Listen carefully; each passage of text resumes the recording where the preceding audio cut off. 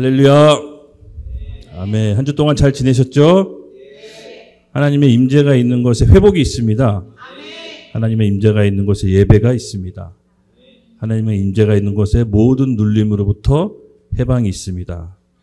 특별히 지금 몸이 아프시거나 불편하신 분들 나사렛 예수 그리스도 이름에 영하노니 모든 질병은 떠나갈지어다. 하나님의 강력한 임재로 온전한 회복이 있는 예배가 되기를 예수님의 이름으로 축복합니다. 아멘, 아멘. 여기 들어오는 순간 바깥에서 있었던 일을 싹 잊고요. 생각을 정리하시고 예배에 임하십시오. 네, 생각이 많으면요. 사실 하나님의 음성을 듣기가 어렵습니다. 네. 우리는 이곳에 온 것은 우리가 일주일에 살아갈 힘, 그리고 하나님의 음성을 듣기 위해 온 거죠. 그래서 바깥에서 어떤 일이 있든 무슨 일이 있든 사람하고 안 좋은 관계가 있든 다 잊어버리고 새로 시작하는 마음으로 예배에 참석하십시오. 영은 날마다 새롭게 해주는 것입니다. 믿으시죠? 아멘, 아멘, 아멘. 오늘 로마서 말씀 이제 31번째 시작입니다. 올해 원래는 로마서를 좀 다 끝내려고 했는데 다 끝내지 못할 것 같아요. 내년으로 한번 또 계속 이어질 것 같은데 그래도 오늘 드디어 로마서 11장을 전체를 마무리하게 되었습니다. 우리 제목 같이 한번 읽어볼까요? 시작. 성경의 끝, 이스라엘의 회복. 아멘. 결국은요, 이 마지막 때 우리가 많이 들었잖아요. 그렇죠? 이스라엘 회복하고 연관이 되어 있습니다. 마지막 때와 이스라엘 회복이 어떻게 상호 연관성을 갖는지 오늘 그 11장을 마지막을 통해서 한번 성경적인 마지막 때 올바른 신앙관을 한번 오늘 좀 가져보고자 하는 마음이 있어요. 그래서 여러분 성경적인 올바른 마지막 때 이 신앙관이 우리에게 좀 장착이 돼 있지 않으면요. 마지막 때 하도 뭐라 그럴까? 거짓 선지자들이 많아요. 그래서 비슷한데 비슷한 거 똑같지 않은 약간 결이 다른데 뭔가 또 같은 것 같은 그런 느낌으로 찾아오기 때문에 우리 성경적인 올바른 마지막 때 신앙관이 있어야 됩니다. 먼저 우리 마태복음 24장 35절에서 42절 제가 이 말씀을 좀 먼저 한 이유는 여기 마지막 때를 바라보는 올바른 성경관의 기준이 될 만한 것들이 있습니다. 우리 같이 말씀을 함께 읽어볼까요? 시작. 천지는 없어지얼정 내 말은 없어지지 아니하니라. 그러나 그날과 그때는 아무도 모르나니 하늘의 천사들도 아들도 모르고 오직 아버지만 아시니라. 노아의 때와 같이 인자의 임함도 그러하느니라. 홍수 전에 노아가 방주에 들어가던 날까지 사람들이 먹고 마시고 장가들고 시집가고 있었으면서 홍수가 나서 그들이 다 멸하기까지 깨닫지 못하였으니 인자의 임함도 이와 같으니라. 그때 두 사람이 밭에 있음에 한 사람은 데려가고 한 사람은 버려둠을 당할 것이요. 두 여자가 맷돌질을 하고 있음에 한 사람은 데려가고 한 사람은 버려둠을 당할 것이니라. 그러므로 깨어있으라. 어느 날 때 너희 주가 임할지 너희가 알지 못하느니라. 아멘, 아멘. 이 마태복음 24장에는요, 그 성경적인 종말관에 대한 기준이 잘 담겨져 있습니다. 여기서 보면요, 오직 아버지만 아시느니라라고 이제 35절에 첫 구절이 나오는데, 여러분, 마지막 때 시와 장소 때 예수님이 언제 재림하신다 이렇게 얘기하면요, 일단은 사입일 가능성이 큽니다. 예수님 본인도 본인이 언제 오실지 모른다고 했습니다. 그리고 누구만 아신다? 오직 아버지만 아신다고 했습니다. 네, 사도행전 1장 6절에서 7절은요. 제자들이 하늘로 승천하는 예수님께 이스라엘 회복이 언제 있습니까? 라고 물어볼 때 예수님이 뭐라고 하시죠? 그건 네가 알 바 아니다. 아버지의 때야 기한이 정하신 때 오실 것이다. 즉 하나님 아버지 외에는 아무도 모른다라는 거죠. 그래서 특정 날짜와 일시를 정하는 것은 굉장히 위험한 것입니다. 반성경적인 것이죠. 근데 여기 37절에서 39절에 보면요. 재밌습니다. 마지막 때는 어떠냐면요. 노아의 때와 같이 인자함도 임함도 그러하다. 인자의 임함도 그러하다. 노아의 때 어떤 때일까요? 네. 홍수 전에 노아가 방주에 들어가던 날까지 사람들이 먹고 마시고 장가들고 시집가고 있으면서 홍수가 나서 그들을 다 멸하기까지 깨닫지 못하였느니 인자의 임함도 이와 같으니라. 아멘. 어떤 마지막 때 하면 예수님이 재림하실 때면 어떻게 보면 좀 극적인 클라이막스, 뭔가 SF 영화처럼 한꺼번에 모든 세상이 뒤집어지는 듯한 상상이 좀 드시죠? 저도 처음에 그렇게 생각했는데 예수님이 오면 와, 다 끝났다 하면서 한 방에 끝난다 뭐 이런 느낌인데 그게 아니라 어느 시점부터 시작해서 어느 시점까지 굉장히 긴 기간 동안 마지막 때가 이어진다는 것을 보여주고 있습니다. 그 노아의 때와 이와 같다라고 얘기하시면서 뭐라고 얘기하죠? 방주가 들어가고 사람들이 먹고 마시고 시집가고 장가 드는데도 마지막 때인 줄 모르고 있는 거예요. 그리고 홍수가 나서 그들이 다 멸하기까지도 깨닫지 못한다고 해요. 이것은 뭘 말하냐면요. 마지막 때 한 시점에서 딱 모든 것 심판하고 들러엎고 끝낸다 이게 아니라 어떤 특정한 기간부터 특정한 기간까지 오랫동안 지속되는 심판이 있다는 겁니다. 아셨죠? 네. 그래서 어떤 특정한 날 다 끝난다 이렇게 하면 좀 위험한 겁니다. 그리고 40절에서 42절은요. 이렇게 얘기합니다. 휴거가 있습니다. 휴거. 들림 받는 거 공중 들림 있죠. 그때 두 사람이 밭에 있으며 한 사람은 데려가고 한 사람은 버려둠을 당할 것이요. 또 두 여자가 맷돌질을 하고 있는데 한 사람은 데려가고 한 사람은 버려둠을 당할 것이니라. 예. 우리가 이렇게 일상생활하면서 누군가는 들려 올려진다라는 거예요. 여러분 믿으세요? 네, 성경은 여러분 1.1획도 땅에 떨어지지 않는다고 예수님이 말씀하셨거든요. 실제로 벌어지는 일입니다. 그래서 마지막 때는 어떤 특정 기간 탁 굉장히 큰 이벤트로 세상이 다 뒤집어지는 게 아니라 점층적으로 이렇게 나타나는 어떤 기간이 있다라는 겁니다. 그런데 42절 우리가 주목해야 되는데 42절에 뭐라고 말씀하시느냐? 그러므로 깨어 있으라. 어느 날에 너희 주가 임할지는 너희가 알지 못하느니라. 예. 그래서 딱 어느 날 딱 특정지어서 예수님이 오신다고 얘기할 수 없기 때문에 깨어 있으라고 하는 겁니다. 이 부분이 중요합니다. 깨어 있으라. 뭘 깨어 있으라는 걸까요? 예. 뭘 깨어 있으라는 걸까요? 바로 분별하라는 겁니다. 분별. 예수님께서 얘기하셨죠. 이 무화과 나무 잎이 변하면 계절이 바뀐 줄로 안다 그랬죠. 그래서 그런 징조를 통해서 마지막 때가 임한다는 것을 알고 있어야 된다고 합니다. 이것이 바로 분별한다는 것이 깨어있는 거예요.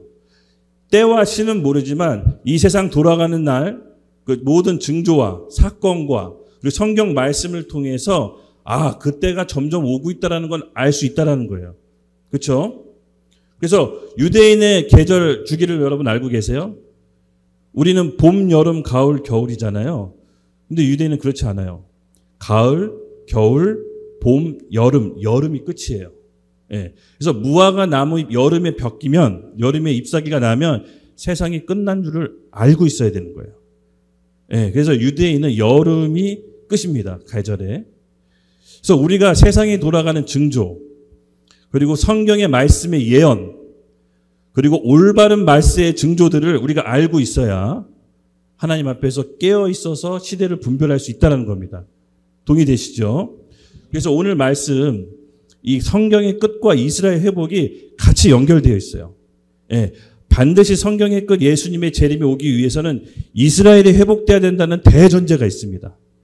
그 이스라엘이 회복되기 위한 대전제가 없이는 성경의 끝이 이룰 수 없다는 거죠. 네, 맞습니다. 여기에 대해서 막 논란이 많아요, 사실.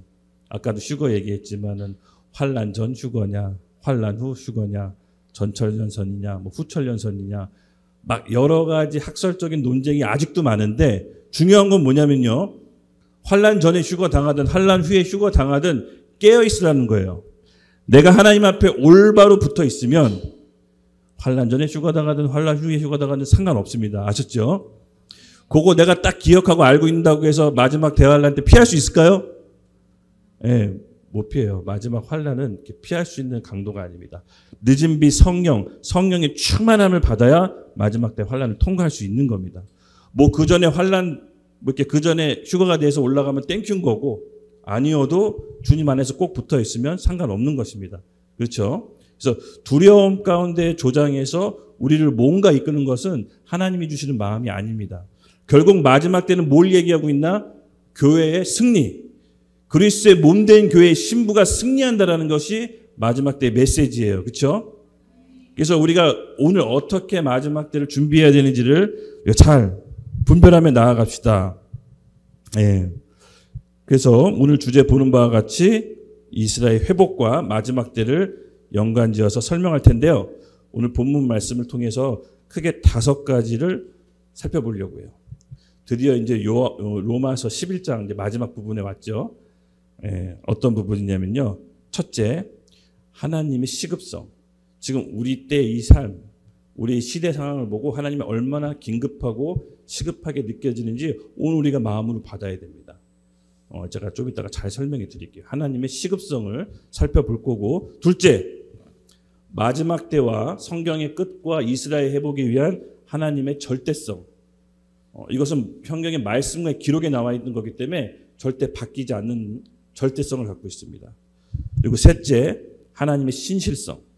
네, 절대성하고 비슷하지만 신실성이란 하나님이 정한 유대인이 회복은 반드시 일어난다는 겁니다.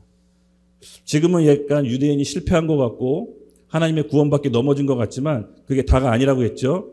하나님의 구원의 역사 속에서는 하나님께서 유대인을 일으켜 세우는 그런 신실성, 그의 말씀을 성취하시는 신실함이 있기 때문에 유대인이 회복될 수가 있는 겁니다. 그렇죠? 그리고 넷째, 필연성.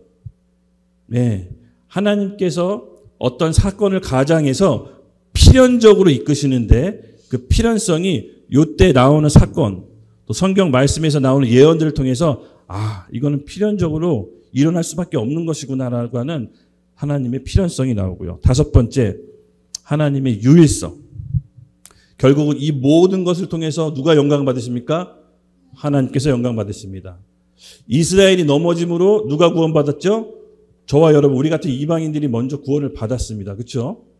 근데 하나님께서는 우리가 구원받은 걸 통해서 지난 시간에 제가 얘기했죠.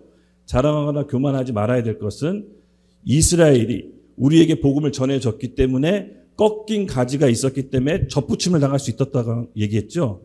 맞습니다. 그래서 우리의 구원은 자랑할 수 있는 것이 아닙니다. 하나님께서 이런 불완전한 구원을 통해서 이루고자 하는 것이 있는데 바로 유대인과 이방인의 온전한 연합. 이것이 구원의 신비인데 한세 사람이라고 하죠. 하나님께서는 그것을 바라보고 성경의 역사, 인류의 역사를 지금까지 써내려가고 계신 것입니다. 아멘. 네. 그래서 우리 구원 자체에 대해서 부인할 수 없어요, 여러분. 유대인이 먼저 우리에게 준 거예요. 네. 지난 시간에 얘기했잖아요. 그렇죠? 우리가 믿음이 토대가 우리가 그냥 덜렁 선물로 받은 게 아니라 누군가가 대가 지불한 부모, 가족, 친구의 기도들이 있었기 때문에 우리의 구원도 유지될 수 있었다고 얘기했죠. 네, 맞습니다. 유대인도 마찬가지 그런 역할을 해요. 그들이 줄기고 그리스도가 뿌리기 때문에 가지인 이방인이 접붙임 받은 게 유지될 수 있는 건 줄기인 유대인과 뿌리인 그리스도 덕분이라는 것을 우리는 늘 잊지 말아야 합니다. 네.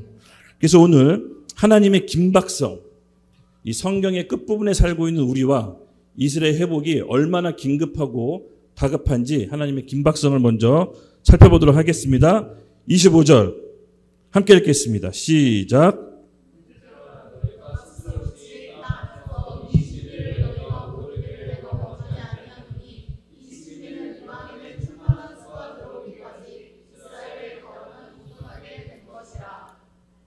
아멘. 네, 바울은 이렇게 권면합니다. 형제들아, 너희가 스스로 지혜 있다면서 이 신비를 너희가 모르기를 내가 원하지 아니하노니, 이 신비는 이방인의 충만한 수가 들어오기까지 이스라엘이 더럽는 우둔하게 된 것이라. 이방인의 충만한 수 얘기 많이 들어봤죠? 예, 이방인의 충만한 수가 어떤 의미인지는 한 2가지 개념으로 살펴봐야 돼요.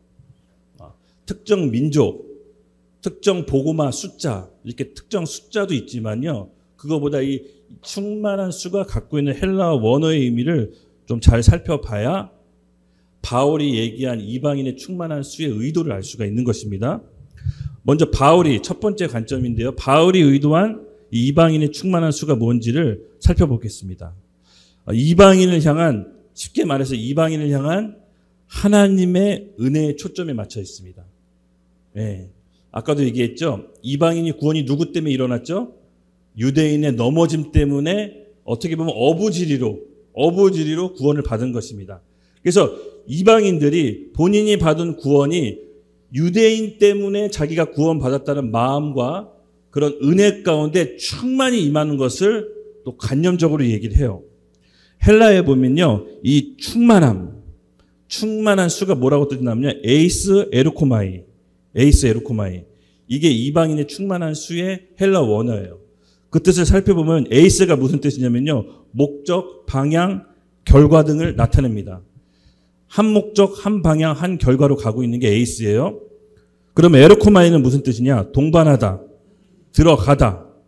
결국 이 두 말 뜻을 합치면 이방인의 충만한 수가 뭐냐면요, 같은 목적과 같은 방향이 같은 사람들이 함께 들어가는 것을 얘기합니다. 바로 유대인과 이방인의 연합을 얘기하는 거예요.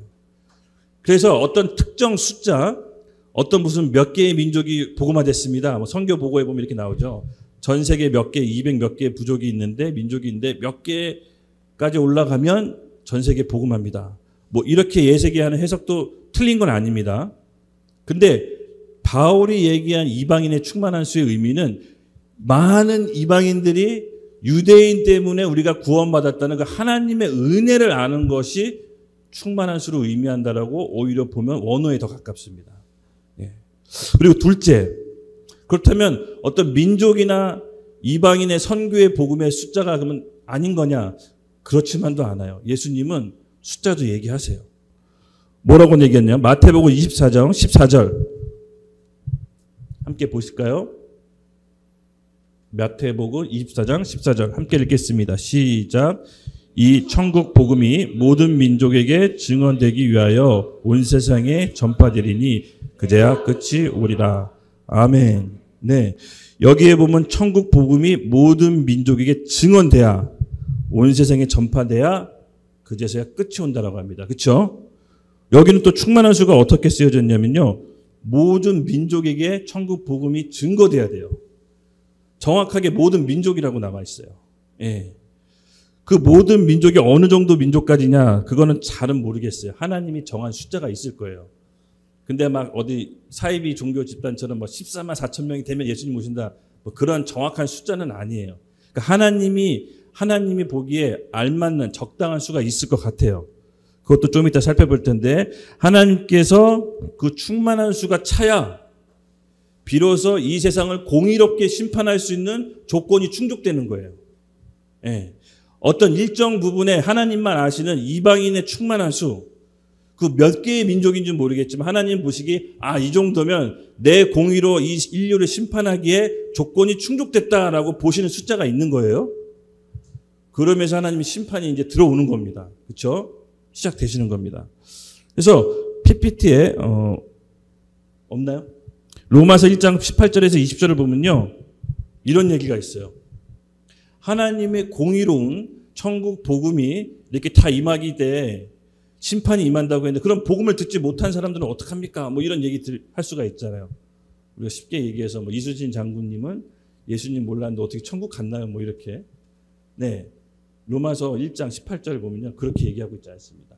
이 세상 천지 만물을 보면은 하나님이 계신 줄 누구든 알 수가 있다라고. 그래서 누구든 핑계치 못한다고 했어요. 로마서 2장에 보면요, 우리 양심이 율법이 돼서 하나님이 없다고 해도 내 마음과 양심을 통해서 하나님이 있는 줄 안다라고 해요. 그래서 예수님을 몰랐다 하더라도 하나님께서는 천지 만물과 우리 양심을 주셔서 알 수가 있는 겁니다. 그렇죠? 그래서 여러분, 하나님의 공의로운 심판의 숫자가 얼마나 되는지 모르겠지만 지금 깨어 있어서 주님께 분별하며 나가야 될 시점입니다. 그래서 하나님의 긴박성이 이 이방인의 충만한 숫자라고 표현되어 있습니다. 그래서 이방인의 충만한 숫자가 들어야, 정리하면 예수님께서 이스라엘이 회복되고, 이스라엘이 회복돼야 예수님이 재림하는 순서로 충족됩니다. 요 말씀을 보면요, 어떤 그 민족 단위의 구원이 일어난다라고 보시면 돼요. 이스라엘의 민족 단위가 구원이 일어난다라고. 그래서 이것이 참 어떻게 될지는 저도 잘 가늠은 안 와요.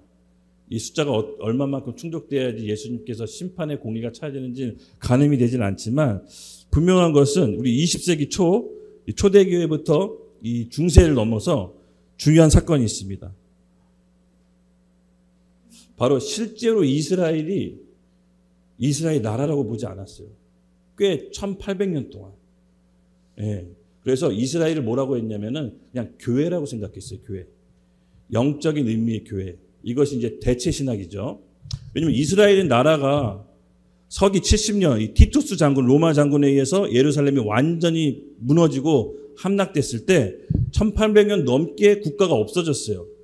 그래서 이스라엘 자체를 교회라고 생각했어요. 교회, 영적인 의미라고.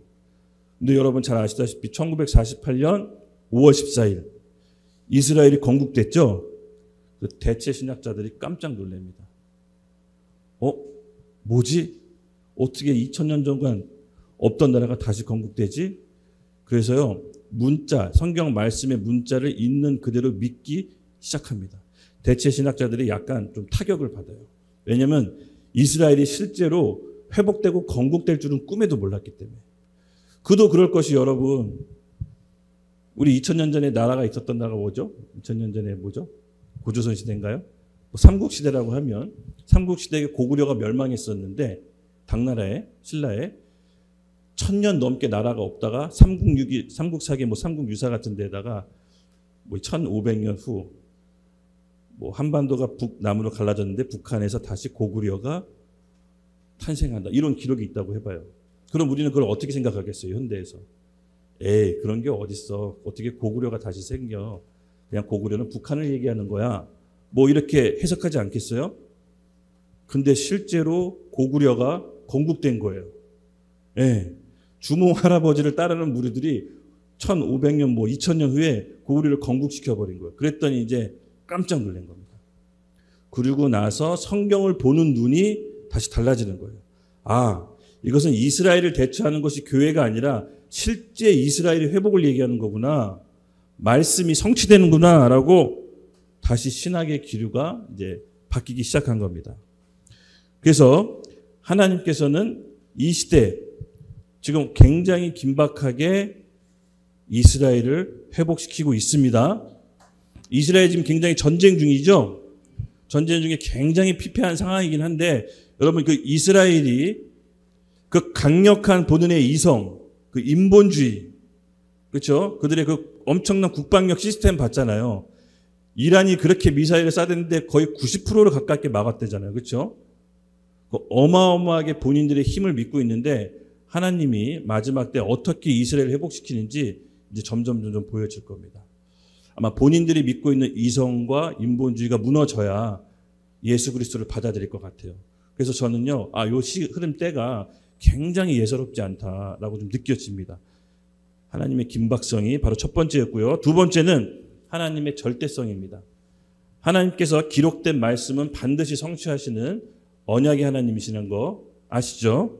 네, 우리 26절에서 27절 함께 읽겠습니다. 시작. 그리하면 온 이스라엘의 구원을 받으리라. 기록된 바 구원자가 시온에서 오사 야곱에게서 경건하지 않은 것을 도리시키시겠고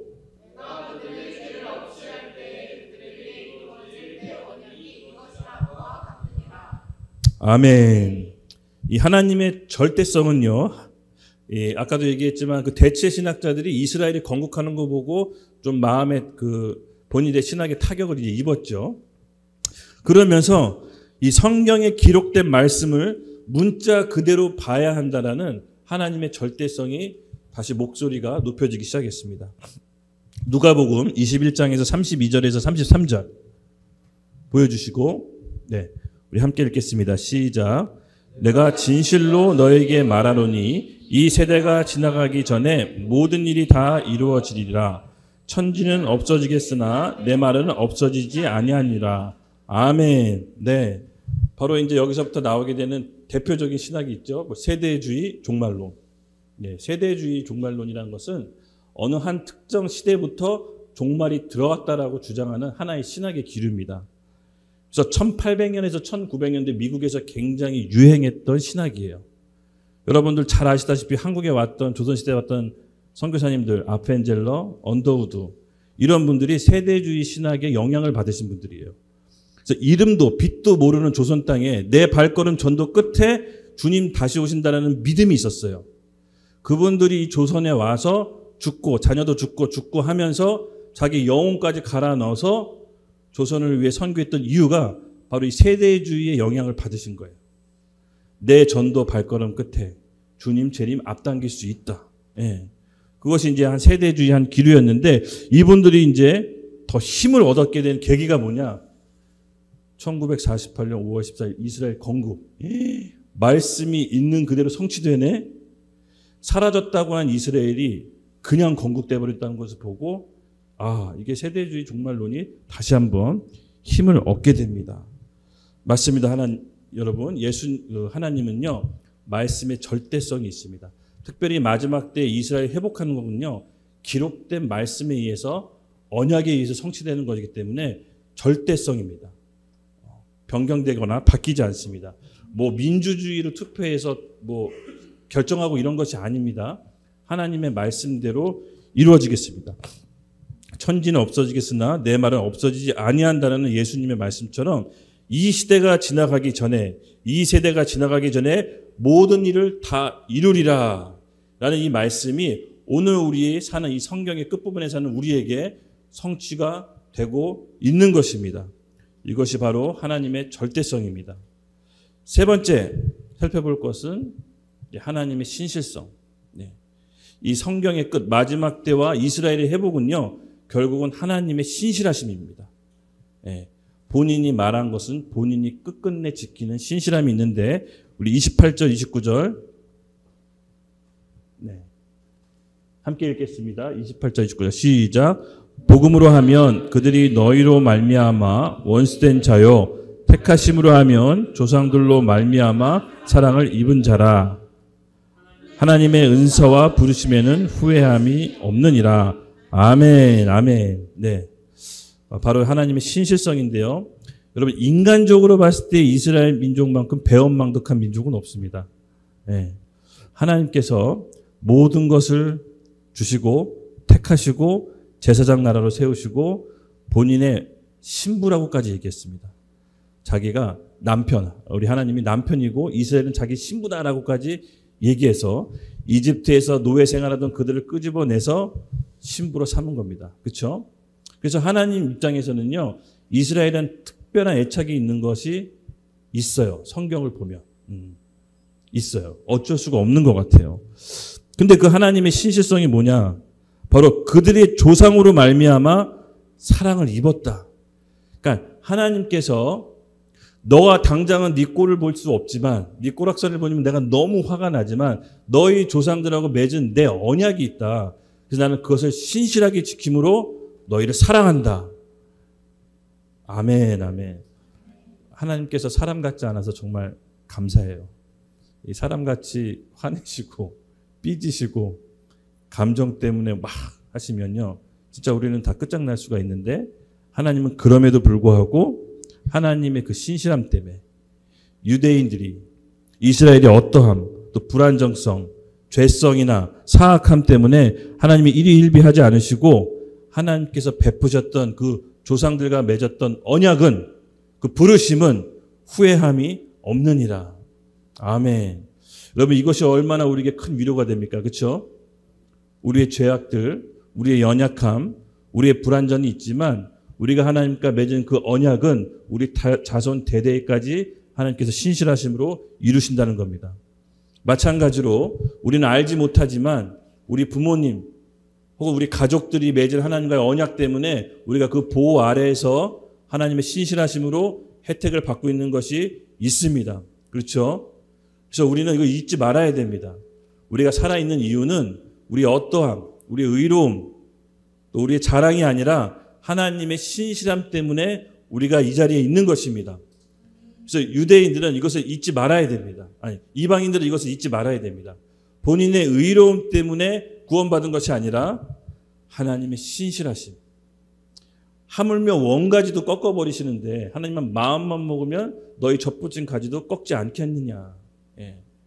그렇지만 하나님께서는 그렇게 하지 않으시고 하나님의 원대한 꿈이 있으시죠. 이방인과 유대인을 하나로 만드는, 함께 한 목표 지점으로 달려가게 하는 하나님의 구원의 비밀이 있는 것입니다. 네, 맞습니다, 여러분.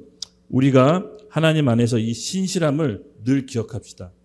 신실함이 왜 기억해야 되냐면요, 하나님께 신실함 받은 사람은 다른 영혼에게도 신실할 수 있는 것입니다.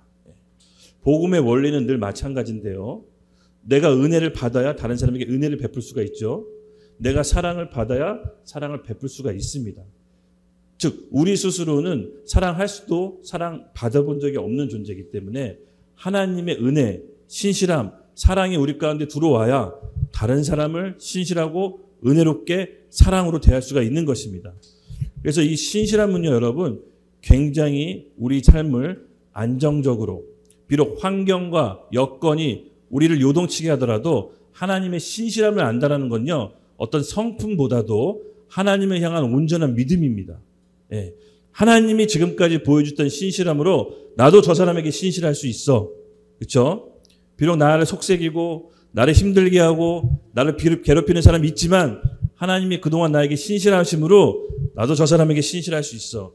그래서 이 신실함은요, 사실은 하나님의 복을 받게 하는 통로예요. 통로. 예. 여러분 잊지 마시기 바랍니다. 네. 그래서 하나님은요, 지금도 이 본인의 말씀을 신실하게 지키기 위해서 역사하세요. 어떻게 보면요, 국제 정세도요, 하나님의 말씀으로 인해서 갈리게 됩니다. 우리 창세기 12장 3절 말씀 함께 읽을까요? 네, 읽겠습니다. 시작. 너를 축복하는 자에게 내가 복을 내리고 너를 저주하는 자에게 내가 저주하리니 땅의 모든 족속이 너로 말미암아 복을 얻을 것이니라 친지라. 아멘. 네. 하나님과 아브라함과 맺은 하나님의 언약, 그렇죠? 너를 축복하는 자 내가 축복할 거고 너를 저주하는 자 내가 저주할 거야. 너는 복의 근원이 될 거야. 이 말씀이 아브라함 개인하고 맺었지만 사실은 아브라함이 상징하는 것은 이스라엘 공동체와 맺은 언약을 뜻합니다. 그래서 지금 현재 국제 정세도요, 이스라엘 국가를 어떻게 대하는지에 따라서 하나님의 저주받을 수 있는 나라가 있고 하나님의 축복받을 수 있는 나라가 정해진 것입니다. 왜? 하나님의 언약의 말씀대로 이루시기 때문에. 그래서 지금 이스라엘이 어렵잖아요, 사실. 또 어떤 분들은 마음으로 아유, 저 쌤통이다. 혼자 잘난 척하더니 당해봐라. 이렇게 생각할 수도 있는데 사실은 언약의 말씀에 근거했을 때 그렇게 하면 안 되고요. 이스라엘을 적극 도와주고 후원하고 기도해야 됩니다. 왜? 하나님의 말씀이 이스라엘을 축복하는 자를 축복한다고 했기 때문에, 그리고 이스라엘을 저주한 자는 저주한다고 했기 때문에 하나님의 말씀은 정확히 이루어져요. 여러분, 국가가, 여러분 전 세계 국가들 있잖아요. 이스라엘에게 어떻게 대하는지 그 국가의 외교 정책을 보세요. 한번 잘 보세요. 그 국가가 어떻게 갈리는지. 이스라엘을 대적하고 이스라엘을 없애려고 하는 나라는 굉장히 힘들어요. 말씀의 언약대로 가요. 그 이스라엘을 축복하고 이스라엘을 지원하고 친이스라엘 정책을 펴는 국가들은 그나마 잘 견뎌요. 잘 살아요. 예, 복을 받아요. 이게 일시적인 게 아니라 하나님께서 약속의 말씀으로 근거를 줬기 때문에 지속적으로 이스라엘을 돕고 지원하고 이스라엘 편에 있으면 하나님의 축복의 말씀이 그 국가 가운데 들어가게 돼 있습니다. 예. 여러분, 우리나라 6.25 전쟁 때도 이스라엘이 도움이 줬을까요? 안 줬을까요? 이스라엘이 도움을 줬어요. 그러니까 군사 지원은 아니지만 민간 의료 차원으로 우리에게 도움을 줬어요. 네. 그러므로 지금 우리 이스라엘을 향해서 나라들이 첨예하게 대립하고 있습니다. 그렇죠? 이라는 뭐 아예 국가적인 목표가 이스라엘을 멸망시키는 게 본인의 국가 아젠다예요. 국가 비전을 그렇게 삼았어요. 네. 참 안타까운 일이죠. 그래서 우리나라는 여러분 이 성경을 알고 마지막 때를 아는 우리로서는 이스라엘을 어떻게 됩니까? 도와줘야 됩니다. 어려울수록 도와줘야 되는 게 하나님의 언약의 말씀을 근거로 봤을 때 우리에게 이로운 것입니다. 네. 그리고 네 번째죠. 하나님의 필연성입니다. 필연성. 30절부터 32절까지 함께 읽겠습니다. 시작. 너희가 전에는 하나님께 순종하지 아니하더니 이스라엘이 순종하지 아니함으로 이제 긍휼을 입었는가.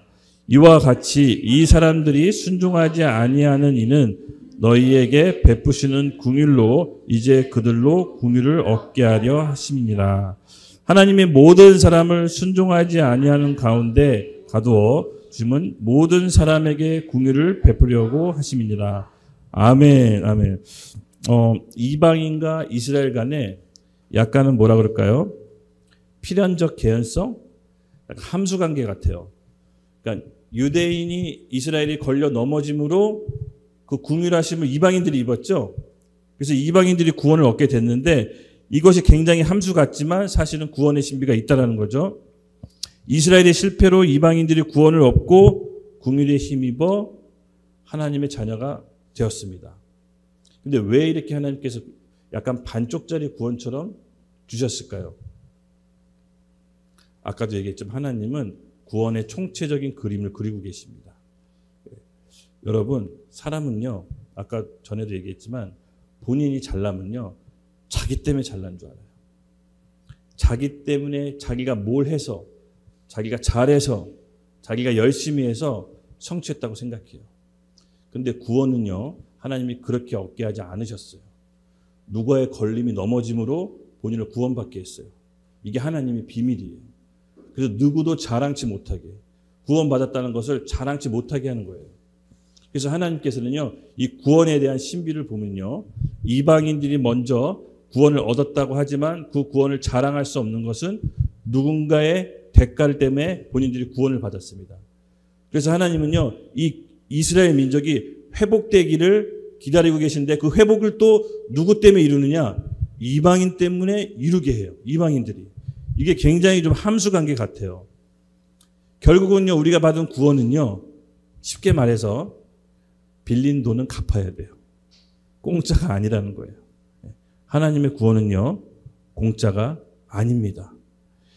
예수님께서, 그의 사랑하는 독생자 예수님께서 가장 사랑하시는 그의 독생자를 하나님이 먼저 죽이시고 우리를 살리신 거예요.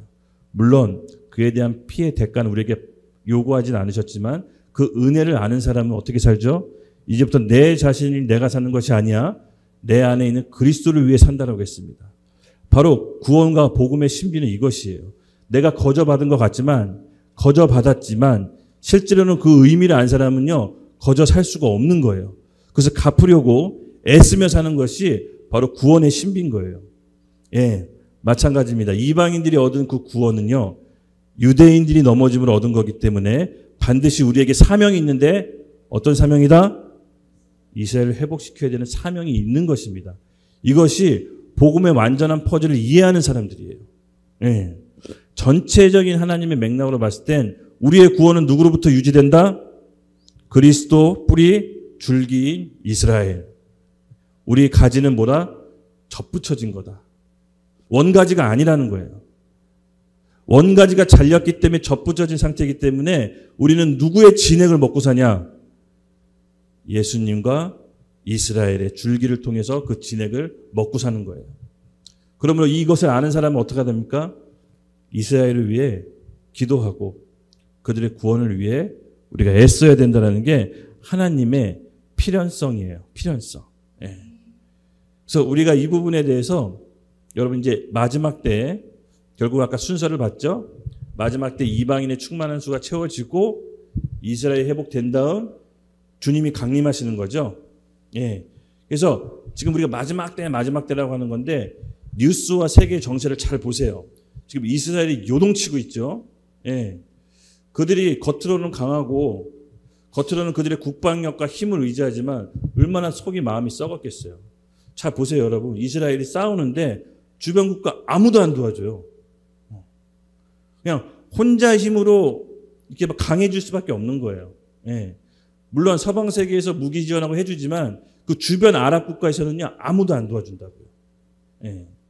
그냥 혼자 네가 한번 싸울 대로 싸워봐라. 뭐 이런 식이에요. 근데 혼자 어떻게 합니까? 죽기 살기로 싸워요.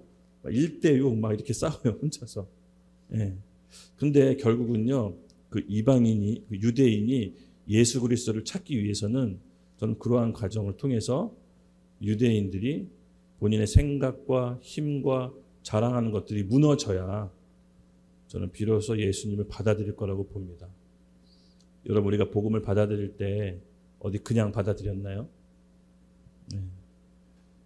저는 그렇게 그냥 받아들이지 않았거든요. 저는 강제철거라는 정말 남들이 잘 겪지 않은 일생일대 큰 사건을 통해서 전 복음을 받아들였거든요. 그만큼 내 앞에 있는 큰 현실이 무너지지 않으면 사람은요 복음을 쉽게 받아들일 수가 없습니다. 어쩌면 우리가 알고 있는 그 복음이 우리 머릿속에 있는 관념적으로만 있는 걸 수도 있어요. 여러분 북한 동포와의 믿음과 우리와 이렇게 편하게 예배드리고 우리가 살고 이렇게 찬양하고 싶대 하고 하나님 찾고 싶대 찾는 이 예배와 우리의 신앙과 정말 지하에서 하나님을 몰래 섬기고 예배하고 발각되면 죽고 이런 믿음과 같을까요? 저는 같지 않다라고 봐요. 그래서 어떤 위기와 힘든 상황이 있어야 환난이 있어야 진짜가 하나님 앞에 나오게 되는 거예요. 우리 인생도 개인도 마찬가지예요. 우리 인생 가운데 어려움과 환난이 있을 때 비로소 내 신앙을 하나님께 고백할 수 있는 바로 중요한 순간이에요. 이 환난과 어려움이 없으면요. 자기가 믿고 있는 신앙이 자기가 잘 믿고 있는 줄 알고 착각해요. 환난과 시련은 여러분 비로소 내가 갖고 있는 신앙을 하나님께 고백할 수 있는 좋은 순간인 것입니다. 그래서 기억하십시오. 환난이 있어야 하나님 앞에 정금과 같이 나갈 수가 있는 것입니다. 우리가 그 환난을 두려워할 것이 아니라 하나님 앞에 내가 쓰임받기 위한 과정이라고 생각하십시오. 아멘. 네, 맞습니다. 여러분 우리가 각자 이 하나님 앞에서 잘 음성을 들을 줄 알아야 됩니다. 이방인이 받은 구원으로 자랑할 것이 아니라 우리 스스로 의롭다고 생각할 것이 아니라 하나님께서 먼저 구원을 주신 그 비밀을 알고 하나님 앞에 나아가 유대인과 또 더 나아가 우리 개인으로는 다른 친구, 가족들의 눈을 돌려서 그들을 위해 어떻게 섬겨야 될지 우리는 바라봐야 됩니다. 기억나시죠? 제가 처음에 로마서 시작할 때 3가지 관점으로 보자고. 내 개인의 구원과 가족의 구원, 그리고 2번째는 북한 동포, 우리 같은 동족의 구원, 3번째는 이스라엘의 구원. 요 3가지 관점으로 보자고 했죠. 마지막 관점이 이스라엘 구원인 거예요. 11장이. 여러분 우리 안의 신앙을 잘 점검하는 그런 귀한 시간이 됐으면 좋겠어요. 여러분 각자 하나님 음성 들을 줄 알잖아요. 그렇죠? 하나님께서 지금 뭐라고 말씀하십니까? 하나님께서 요새 여러분 각자에게 반복적으로 말씀하고 계신 것이 무엇이에요? 그 말씀에 귀를 기울이셔야 됩니다. 사람은 생각이 너무 많으면요. 하나님의 음성을 듣기가 너무 어렵습니다. 그래서 때로는 삶을 단조롭게 가질 필요성이 있고 반드시 기도 생활에 목숨을 거셔야 돼요. 아무리 바쁘더라도요. 내가 한날 한시 시간을 정해서 하나님께 음성을 듣는 훈련을 해야 됩니다. 제가 얘기했죠. 가장 위험한 사람이 누구다? 기도가 없는 사람. 가장 위험한 공동체가 뭐다? 기도가 없는 끊긴 공동체. 그렇죠? 마찬가지입니다. 우리에게는 기도를 통해 하나님의 음성을 들을 수 있는 것입니다. 그래서 여러분을 좀 움직이는 것이 여러분 마음 가운데 움직이시는 것이 뭡니까? 예수님입니까? 아니면 돈입니까? 아니면 직업입니까? 결혼입니까? 여러분 마음을 막 움직이는 것을 한번 잘 생각해 보시고 하나님의 음성을 들어보세요. 결국은 우리가 원하는 것을 쫓아 사는 것 같지만 사실 그렇지 않아요. 성경은 그렇다고 얘기하지 않아요. 죄와 사망의 법, 사단의 종로를 타고 있다라고 얘기해요. 그래서 하나님께서는요, 우리를 구원하시기 위해서 생명과 성령의 법으로 오직 예수 그리스도의 피의 공로를 힘입어 우리를 구원을 하셨다라고 성경은 말하고 있는 것입니다. 그래서 여러분 우리 가운데 정말 우리가 움직이고 있는 동기를 냉철하게 보셔야 됩니다. 나를 지금 움직이고 있는 동기, 안목의 자랑, 이생의 정욕, 육신의 정욕, 그렇죠? 눈으로 보고 내 영광, 내가 성취하고 싶은 거, 내가 성공하고 싶은 거, 내가 유명해지는 거, 내가 잘 되는 거 모두 다 아니라고 얘기하지만 예수님을 빗대서 그렇게 하고 싶은 마음들이 우리 안에 계속해서 아주 암세포처럼 꿈틀꿈틀 거리고 있는 것입니다. 우리를 움직이고 있는 동기가 무엇인지를 잘 보셔야 돼요. 그러려면 스스로 잘 몰라요. 반드시 기도의 자리에 나가셔야 돼요.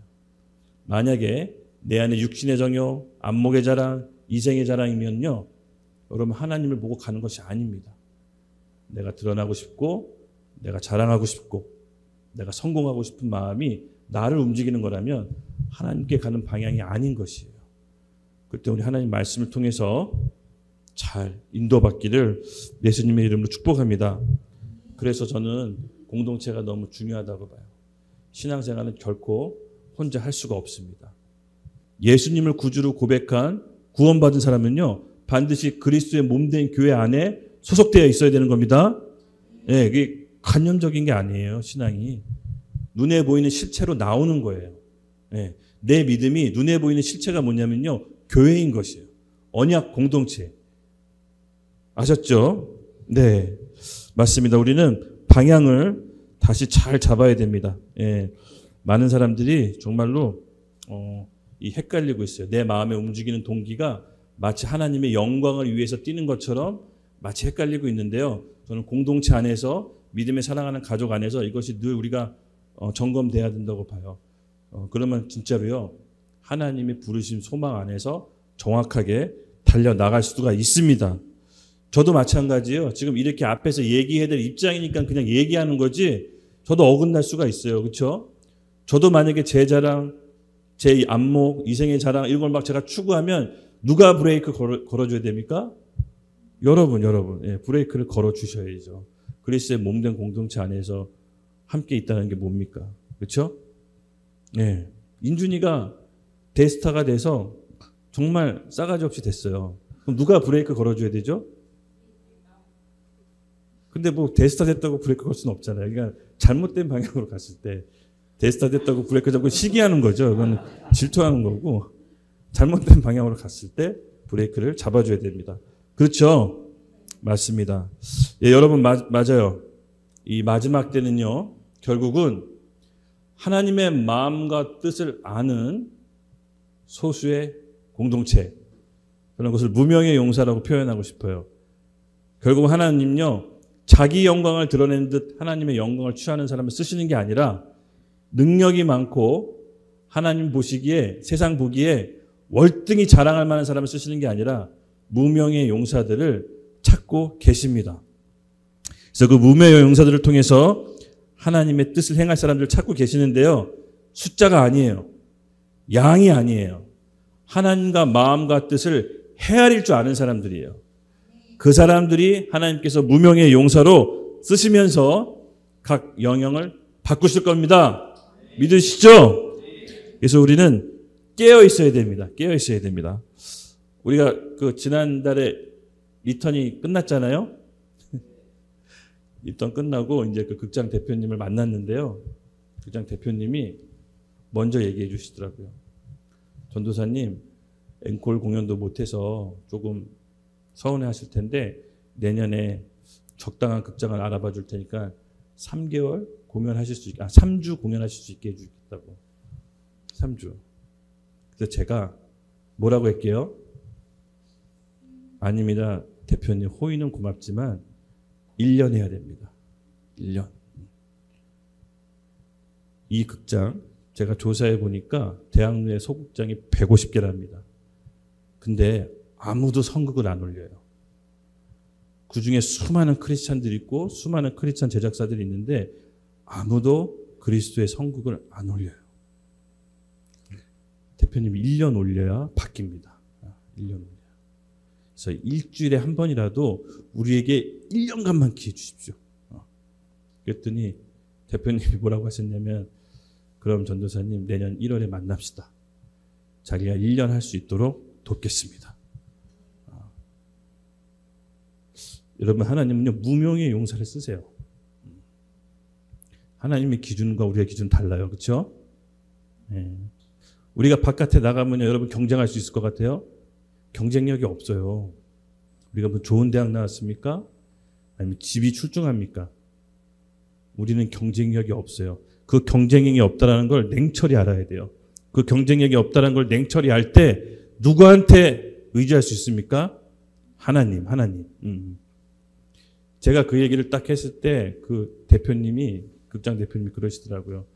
맞습니다. 지금 수많은 작품을 하는데 기독교 선극이 없습니다.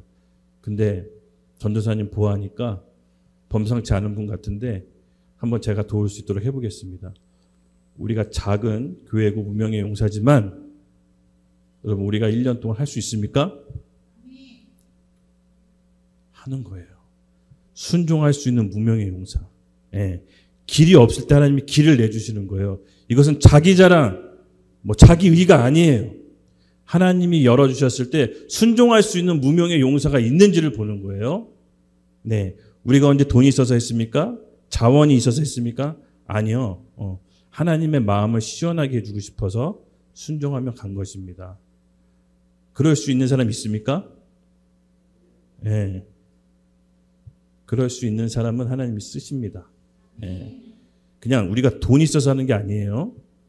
하나님의 마음의 소원을 먼저 주세요. 그리고 순종하는 사람을 통해서 그것을 이루세요. 대학로에 수많은 작품과 수많은 세상적 가치관의 작품들이 유통되고 거기서 웹툰, 드라마, 영화로 이렇게 쭉쭉쭉쭉 퍼져나가는데 거기에 제동을 거는 거예요. 하나님 나라가 있다라고 그 대학로에서 계속 매주 예배 드리는 거예요. 우리의 연극은 산 예배가 드리는 거예요. 그중에 수많은 크리스찬 배우들이 있잖아요. 마른 뼈같이 영혼 없이 그냥 이렇게 떠돌아다니는 배우들이 있잖아요. 그들에게 생기를 불어넣어줘야 되잖아요. 그렇죠? 예수 그리스도의 생기를 우리가 대학로에서 불어넣어줘야 됩니다. 저는 딱 하나님께서 감동을 주셨어요. 최소한 1년이다. 1년. 우리가 이 믿음에 반응할 무명의 용사들을 하나님께서 우리는 찾으실 것입니다. 네, 찬양 나오세요. 기타만 나오면 돼요. 네네. 네, 마지막입니다. 하나님의 유일성입니다. 우리 33절부터 36절 같이 읽겠습니다. 시작. 깊도다 하나님의 지혜와 지식의 풍성함이요 그의 판단은 헤아리기 못할 것이며 그의 길은 찾지 못할 것이로다. 누가 주의 마음을 알았느냐? 누가 그의 모사가 되었느냐? 누가 주께 먼저 드려서 갚으심을 받겠느냐? 이는 만물이 주에게서 나오고 주로 말미암아 주에게서 돌아감이니라. 그에게 영광이 세세에 있을지어다. 아멘. 하나님의 유일성입니다. 누가 주의 마음을 알았느냐? 하나님의 마음과 뜻을 아는 자. 그의 모사가 되었느냐? 하나님의 계획과 섭리를 아는 자들. 누구냐? 누가 주께 먼저 드려서 갚으심을 받겠느냐? 지금 찾고 계신 겁니다. 그렇죠? 우리가 믿음으로 반응할 때 하나님께서는 길을 여시고 사막에 강을 내십니다. 여러분 오늘 우리 같이 함께 그 마음을 같이 받았으면 좋겠어요. 각자 우리 서로 직장이 다르잖아요. 그렇죠? 하는 일도 다릅니다. 근데 하나님, 제가 하나님 믿음으로 반응하며 나아갈 때 하나님 저에게 하나님이 할 수 있는 능력과 은혜와 기름을 부어주시옵소서. 제가 믿음으로 반응하는 무명의 용사가 되겠습니다. 우리 같이 일어나셔서 헌신하며 결단하는 시간 가질게요. 하나님께서는요 홀로 영광 받으시는 분이십니다. 하나님 지금 우리를 찾으십니다. 이는 만물에 주어져서 내게 나오는 주로 말미암아 주에게로 돌아감이니라. 그에게 영광이 세세에 있을지어다. 아멘. 결국은 하나님께 예배드리는 거예요. 하나님께서 보여주신 그 땅에 들어가서 마른 뼈에게 생기를 불어넣는 것은 우리가 갖고 있는 재능과 달란트로 그곳에서 하나님께 예배드리는 것입니다. 그럴 때 그 땅이 변할 것입니다. 문화, 정치, 경제, 사회, 언론 그 영역 가운데 마른 뼈에게 누가 생기를 불어넣어 줄 것인가? 하나님 저희가 여기 있습니다. 제가 문화계로 나가겠습니다. 제가 정치계로 나가겠습니다. 제가 경제계로 나가겠습니다. 그렇게 주여 하나님께 서원하신 분들은 우리 같이 주여 한번 외치고 고백하며 나아가겠습니다. 하나님 아버지, 다사다난한 2024년도 한 해 저물어 갑니다. 하나님 실수한 것도 있고 또 아쉬운 점도 있지만 우리 하나님의 신실함과 그 은혜 가운데 우리가 머물러 있음을 감사드립니다. 하나님의 말씀은 성취되고 이루신 줄로 믿습니다. 우리 각 개인에게 약속하신 그 말씀이 내년에는 성취가 되는 해가 되게 하여 주시옵소서. 아멘. 기쁨으로 눈물을 흘며 씨를 뿌린 자는 기쁨으로 단을 거두리란 말씀이 이루어질지어다.